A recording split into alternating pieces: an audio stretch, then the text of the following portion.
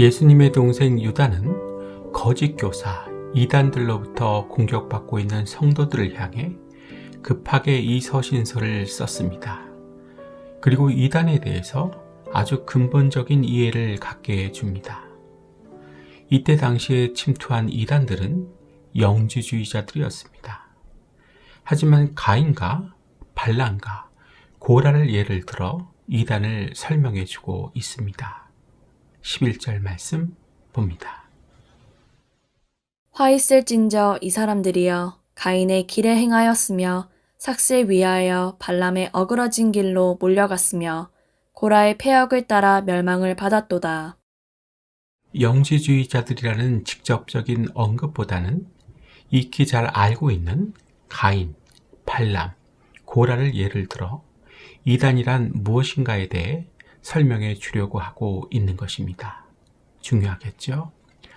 가인, 어떤 사람입니까? 하나님을 기쁘시게 하는 예배를 드리지 못하는 사람입니다. 예배를 자기 마음대로 드리려고 하는 사람입니다. 발람, 어떤 사람입니까? 돈에 이끌리는 사람입니다. 그렇다고 하나님을 믿지 않았을까요? 그건 아니죠. 하나님과 재물을 겸하여 섬기는 사람입니다. 고라, 어떤 사람입니까? 하나님께서 세우신 종에게 반감을 갖는 사람입니다. 또 그렇게 다른 사람들을 선동하는 사람입니다. 함께하던 250명의 장로들 다 망했습니다. 그러니까 거짓 교사, 이단이란 자기 마음대로 예배를 드리려고 하는 자며 돈에 이끌리며 사는 자며 세우신 종에게 반감을 갖고 또 이러한 반감을 조장하는 자를 이단이라고 봐야 한다는 것입니다. 근본적인 이해죠. 영지주의자나 신천지나 제이메스만을 이단이라고 생각해서는 안 된다는 것입니다. 그렇다면 여러분, 우리 교회는 이단이 지금 침투해 있다고 봐야 합니까? 없다고 봐야 합니까? 확실하게 있다고 봐야 합니다. 그리고 내가 이단이라는 생각도 할 수 있어야 하는 것입니다. 옆에 앉아 있는 사람이 이단일 수 있는 것입니다. 또 있다가 교제하는 사람이 이단일 수가 있는 것입니다. 마귀는 이렇게 공격합니다. 얼굴을 드러내놓고 공격하지 않습니다. 이러한 마귀의 공격 가운데서 우리가 해야 할 일, 본문은 무엇이라고 가르쳐주고 권면하고 있습니까? 첫째, 기억하라입니다. 무엇을 기억해야 할까요? 17절부터 19절입니다. 사랑하는 자들아 너희는 우리 주 예수 그리스도의 사도들이 미리 한 말을 기억하라. 그들이 너희에게 말하기를 마지막 때에 자기의 경건하지 않은 정욕대로 행하며 조롱하는 자들이 있으리라 하였나니 이 사람들은 분열을 일으키는 자며 육에 속한 자며 성령이 없는 자니라. 사도들의 한 말을 기억하라는 것입니다. 이것은 사도들이 말세에 대하여 예언한 말을 가리키며 특별히 말세에 많은 사람들이 타락해서 자기 정욕대로 행하며 하나님의 말씀에 대하여 조롱할 것을 말하는 것입니다. 이 같은 예언은 베드로 후서에도 나와 있습니다. 유다와 친한 사이였던 베드로가 이 서신을 인용한 것입니다. 말세가 되면 정말 사도들이 예언한 것과 같이 많은 사람들이 하나님을 떠나 자신의 정욕대로 행합니다. 성도님들의 수가 확연히 줄어드는 것입니다. 믿는 자라고 할지라도 영적 생명의 세계를 떠나 경건치 않은 행동과 육신 중심으로 타락하게 됩니다. 또 이러한 사람들은 자기들끼리 파당을 만들어 그 세력을 가지고 인본주의를 세우려고 합니다. 언제나 육신의 생각으로 나아가서 성령의 감동이나 인도를 받을 수 없게 됩니다. 특징으로는 하나님을 조롱하는 것입니다. 어떻게 사람이 하나님을 조롱할까요? 그 방법을 하나 예를 들어 말씀드리겠습니다. 하나님께서는 목사를 통해 전도할 것을 말씀하십니다. 그러면 그 말씀을 설교 시간에 듣고는 어떻게 합니까? 아멘으로 화답하지요. 그 다음은 어떻게 합니까? 커피숍에 앉아 저녁 먹을 메뉴나 식당을 이야기합니다. 저녁 먹을 계획을 이야기하는 것입니다. 전도에 대해서는 이야기하지 않고 처음부터 끝까지 저녁 먹을 생각만을 이야기하는 것입니다. 기가 막힐 노릇이지요. 하나님께서 전도하라고 말씀하셨으면 최소한 한 번은 전도에 대해서 이야기를 해야 합니다. 그런데 완벽하게 안 하는 것입니다. 하나님 보라고 이렇게 하는 것입니다. 이렇게 하는 것이 조롱하는 것입니다. 따라해 볼까요? 하나님께서 하라고 하신 것에 대해서는 입도 뻥끗하지 않고 자기 하고 싶은 말만 계속해서 하는 것이 하나님을 조롱하는 것이다. 하나님과 입장을 바꾸어서 생각해 보면 기분 정말 나쁠 것입니다. 조롱을 뭐 특별한 걸로 그렇게 생각하시면 안 됩니다. 두 번째 권면은 자기 자신을 건축하라입니다. 20절, 21절입니다. 사랑하는 자들아, 너희는 너희의 지극히 거룩한 믿음 위에 자신을 세우며 성령으로 기도하며 하나님의 사랑 안에서 자신을 지키며 영생에 이르도록 우리 주 예수 그리스도의 긍휼을 기다리라. 성도의 믿음은 하나님의 말씀과 성령으로 받은 것이기 때문에 지극히 거룩한 믿음이 됩니다. 베드로도 이 믿음을 베드로 후서를 시작하면서 보배로운 믿음이라고 했습니다. 이와 같이 지극히 거룩한 믿음을 받은 성도는 죄와 세상에 빠져 살면은 안 됩니다. 또 자기 정욕대로 살아서도 안 됩니다. 정욕대로 산다는 것은 자기 마음대로 산다는 것과 정확하게 같은 말입니다. 그러면 어떻게 살아야 하느냐? 믿음 위에 자기를 건축해 나아가야 하는 것입니다. 이것이 마귀의 공격 가운데서 거짓 교사와 이단들의 공격에서 우리가 해야 할 일, 두 번째 권면입니다. 자기를 건축한다는 것은 성도가 의와 진리와 거룩으로 옷 입고 예수 그리스도의 형상대로 자신의 인격을 만들어 나가는 것을 말하는 것입니다. 따라해 볼까요? 자기를 건축한다는 것은 예수님의 형상대로 자신의 인격을 만들어 나가는 것이다. 그리고 이 일과 함께 해야 하는 일이 있습니다. 무엇입니까? 말씀 다시 볼까요? 사랑하는 자들아, 너희는 너희의 지극히 거룩한 믿음 위에 자신을 세우며 성령으로 기도하며 하나님의 사랑 안에서 자신을 지키며 영생에 이르도록 우리 주 예수 그리스도의 긍휼을 기다리라.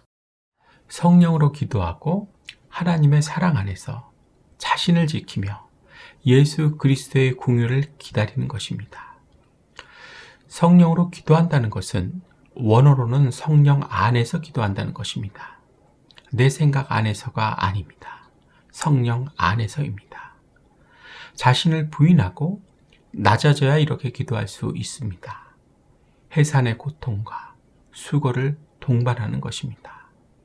많은 시간과 정성을 들여 기도해야 이렇게 할 수 있습니다. 형식적으로 기도해서는 안 됩니다. 마지못해서 하는 기도로는 성령으로 기도하지 못합니다. 성령이 도우시는 기도를 할 수 없다는 것입니다. 성령이 도우시는 기도를 할 수 없다. 내 기도를 생각하실 수 있어야 합니다. 내 기도는 성령이 도우시는 기도입니까?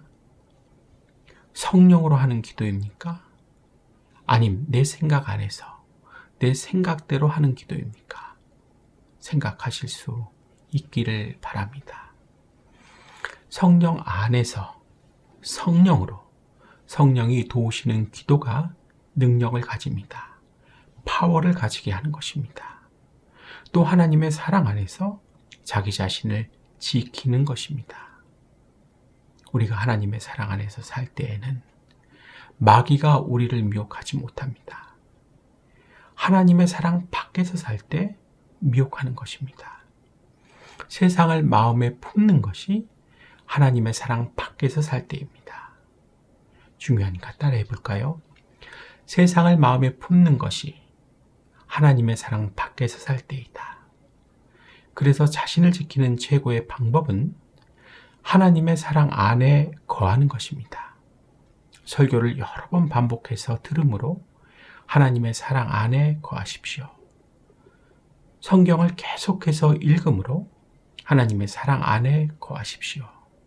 순종함으로, 실천함으로써 하나님의 사랑 안에 거하십시오. 자신을 지키는 방법인 동시에 행복하게 사는 방법입니다. 그리고 영생에 이르도록 우리 주 예수 그리스도의 공유를 기다리는 것입니다. 공유는 도움까지를 포함합니다. 우리가 구원에 이르는 데에는 예수님의 도움이 필수입니다. 도움을 받지 못한다면 구원받을 수 없습니다. 그래서 우리가 항상 기억하고 있어야 하는 것이 예수님의 긍휼입니다. 예수님의 긍휼이 있으면 구원뿐만 아니라 모든 것이 다 해결됩니다. 없어서 안 되는 것입니다. 그렇기 때문에 내가 기다려야 하는 것이 예수님의 긍휼이라고 하는 것입니다. 하지만 우리는 어떻게 살아갑니까? 예수님의 긍휼을 기억하고 기다리며 살아가십니까? 아니죠. 내 머릿속에 예수님의 긍휼은 없지요. 문제가 여기에서 비롯되는 것입니다. 예수님의 긍휼을 입는 것, 그래서 도와주심을 받는 것, 이것이 답이고 열쇠이고 핵심입니다. 마지막 세 번째는 도와주며 살라입니다. 구체적으로 어떻게 해야 할까요? 22절, 23절입니다. 어떤 의심하는 자들을 긍휼히 여기라. 또 어떤 자를 불에서 끌어내어 구원하라. 또 어떤 자를 그 육체로 더럽힌 옷까지도 미워하되 두려움으로 긍휼히 여기라. 의심하는 자를 돕고 불에서 끌어내서 돕고 죄를 미워하고 두려움을 가지고 도우라는 것입니다. 앞에서도 말씀드렸지만 긍휼히 여기라는 것은 돕는 것까지를 의미합니다. 이게 헬라어 엘레아우입니다. 마음으로 불쌍히 여기는 데서 끝나는 것이 아니라 현실적으로 돕는 것입니다. 먼저 의심하는 자를 도와주러 갑니다. 사람 자체가 도전적이고 고의적인 사람은 도와줄 수가 없습니다. 하지만 믿으려고 하는데 자꾸만 의심이 생기는 사람은 도와주어야 합니다. 예수님께서도 도마에게 이렇게 하셨습니다. 찾아가 주어야 하고 만나 주어야 하고 들어 주어야 합니다. 그래서 왜 자꾸 의심을 갖는 것인지에 대해 같이 고민해 주어야 합니다. 이 사람 안 되겠구나. 체질이구나. 이렇게 생각하고 포기해 버려서는 안 됩니다. 전에 어떤 분에게 들은 이야기인데요. 자신이 이만큼 신앙생활을 잘할 수 있게 된 이유가 어떤 집사님 가정 때문이라고 하셨습니다. 처음에 언니랑 둘이서 교회를 나오기 시작했는데 언니가 해외 출장을 가면 귀찮을 정도로 연락해서 함께 저녁 먹고 교제하자고 했다는 것입니다. 그 집사님 가정이 없었다면 믿음이 이만큼 자라지 못했고 방황했을 것이라는 이야기였습니다. 믿음이 안 생기고 의심하며 방황하는 사람에게는 이런 식으로 도와야 맞는 것입니다. 이 이야기를 들으면서 그 집사님께서는 하늘의 복을 쌓아 두셨구나 하는 생각을 하게 됐습니다. 그때 당시 그 집사님 집은 매우 가난했습니다. 밥 먹을 상이 없어서 교회에서 주는 작은 기도하는 상을 펼쳐놓고 밥을 먹을 정도였으니까요. 지금도 좀 미안한 것은 그 상 모서리가 좀 많이 깨져 있었는데 좀 큼지막한 상으로 사주지 못한 것이 마음에 걸립니다. 형편이 돼서 큰 상이 있어야, 초대하기 좋은 집이 있어야 와서 저녁 먹으라고 하는 것이 아닙니다. 사랑이 있으면, 예수님의 사랑이 있으면 이렇게 할 수 있는 것입니다. 다 이렇게 하실 수 있고, 되실 수 있고, 사실 수 있기를 축복합니다. 그리고 또 어떻게 도와주어야 합니까? 끌어내어서 돕고 두려움을 가지고 도와주라는 것입니다. 23절만 다시 봅니다. 또 어떤 자를 불에서 끌어내어 구원하라.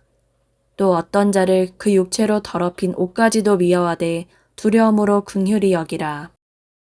어떤 자를 불에서 끌어내라는 말씀은 정욕의 불구덩이, 죄악의 불구덩이에서 구출해 내라는 뜻입니다. 소방관이 불난 집에서 사람을 구출해 내듯 하라는 말씀입니다. 가장 긴박하고 절실한 도움입니다. 사람은 유전적으로 정욕의 불구덩이나 죄악의 불구덩이에 자주 빠져드는 사람이 있습니다. 유전적으로 영적인 생각보다는 육적인 생각을 잘하기 때문입니다. 또 이것이 습관으로 고착되고 형성되었기 때문입니다. 어떻게 도울 수 있을까요? 하나님의 사랑과 육적인 습관만큼이나 지속될 수 있는 영적인 환경을 제공해 줌으로써 돕는 것입니다. 따라해 볼까요? 하나님의 사랑과 육적인 습관만큼이나 지속될 수 있는 영적인 환경을 제공해 줌으로써 돕는 것이다. 육적인 생각이 들어가 있으면 육적인 말만 나오게 됩니다. 육을 위하는 말만 대화의 주를 이룹니다. 내 이야기만 계속합니다. 다른 말은 못합니다. 이런 경우에 영적인 생각, 성령님을 위하는 말, 하나님을 기쁘시게 해드리는 말을 할 수 있도록, 그렇게 해서 영적인 환경 가운데 거할 수 있도록 내가 먼저 인도해 주어야 합니다. 그리고 하나님의 사랑의 핵심인 십자가 보혈의 은혜를 반복해서 말해 주어야 합니다. 사실 성도의 대화, 교제의 기초는 이 십자가 보혈의 은혜 위에서 이루어져야 합니다.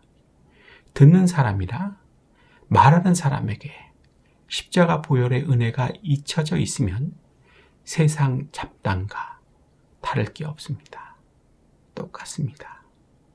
기억하셔야 합니다. 성도의 대화나 교제는 잡담이 아닙니다. 바른 생각을 선택하게 해 주는 것입니다. 육적인 생각이 아닌 영적인 생각을 선택하게 해 주는 것입니다. 대화로서 나타납니다. 하는 말을 들어보면 알 수 있습니다. 내가 대화하고 있는 사람이 계속해서 생각의 선택을 잘못하고 있다면, 영적인 생각이 아닌 육적인 생각을 하고 있다면, 그래서 계속해서 육적인 말, 나를 위하는 말, 내 얘기만 계속해서 하고 있다면 그 사람에게는 어떠한 일이 벌어질까요? 예레미야 6장 19절입니다. 땅이여 들으라. 내가 이 백성에게 재앙을 내리리니 이것이 그들의 생각의 결과라. 그들이 내 말을 듣지 아니하며 내 율법을 거절하였음이니라. 이 백성에게 재앙을 내리리니 이것이 그들의 생각의 결과라. 생각의 선택의 결과로 인해 재앙을 받게 됩니다. 내 책임이 큰 것입니다. 항상 대화를 하면 육신을 위하는 말만 나오시는 분 계십니까? 결론적으로 어떻게 하면 더 잘 살 수 있을까?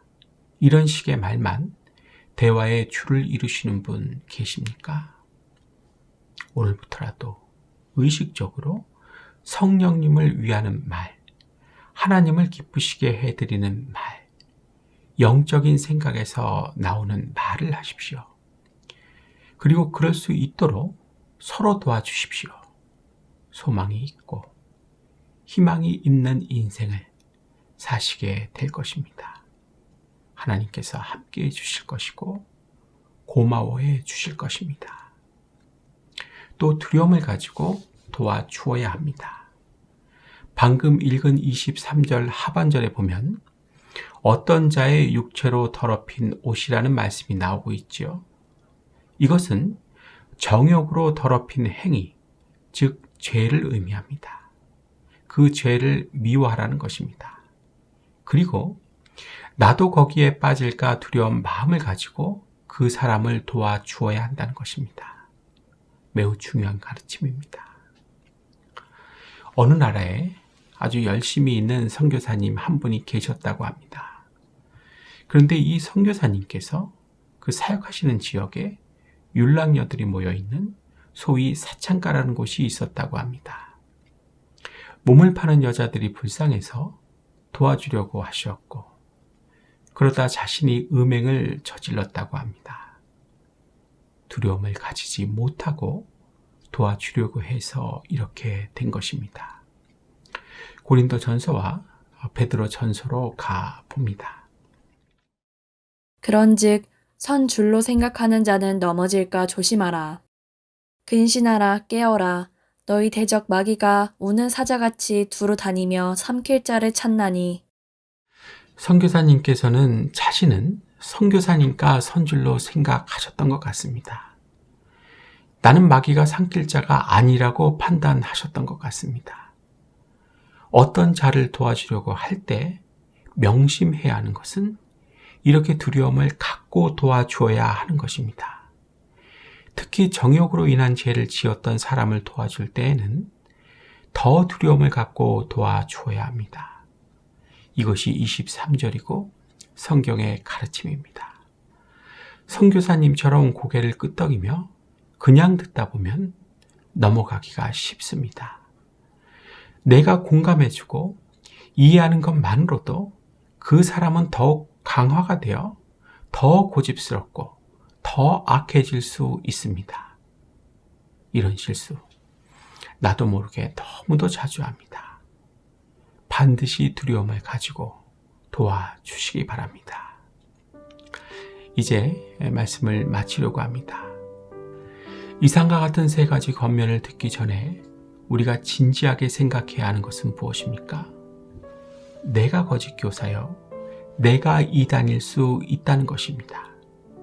가인과 같이 자기 마음대로 예배 드리려고 하고 발람과 같이 돈에 이끌려 살고 고라와 같이 세우신 종에게 반감을 갖고 또 이러한 반감을 갖도록 선동하며 살고 있다면 거짓 교사고 이단입니다. 영지주의나 신천지나 JMS만을 거짓 교사라고 또 이단이라고 그렇게 생각해서는 안 됩니다. 다를 게 뭐가 있겠습니까? 한번 생각해 보세요. 맞죠? 이 사실을 분명하게 생각하고 있어야 한다는 것입니다. 그리고 세 가지 권면 뭐였습니까? 첫째, 기억하라. 둘째, 자신을 건축하라. 셋째, 도와주며 살라. 이 세 가지 권면을 지켜야 하는 것입니다. 마귀는 거짓 교사, 이단을 사용해서 나를 공격할 것입니다. 나를 거짓 교사, 이단이 되게 해서 다른 사람들을 공격할 것입니다. 중단하지 않을 것입니다. 쓰러지지 않는 방법, 망하지 않는 방법, 이 권면을 듣는 것입니다. 이 권면대로 사는 것입니다. 하나님께서 오늘 이 말씀을 듣게 하신 이유입니다. 기도하겠습니다.